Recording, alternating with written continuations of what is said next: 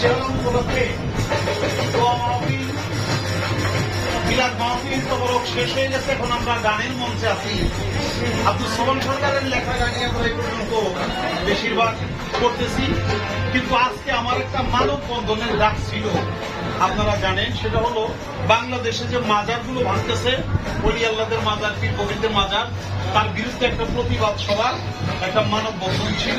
কারণবশত সেটা করতে পারি নাই, যেহেতু এদেশে এখন আবার ওই যে যৌথ বাহিনী অভিযান চলছে, সেই পথ দেখাই আমরা অনুষ্ঠানটা পিছিয়ে নিছি। তারিখ আপনাদের পরে জানাবো, কিন্তু আজকের দিনটা তো ছিল, এই জন্য আমি ওলি আল্লাহদের নামেই একটা প্রার্থনা মহান আল্লাহ তাআলার কাছে, এদেশের জ্ঞানী গুণীজন এবং দেশের যারা রাষ্ট্রপ্রধান তাদের কাছে, ছাত্র সমাজের কাছে, শিক্ষিত সমাজের কাছে আমার অনুরোধটা এই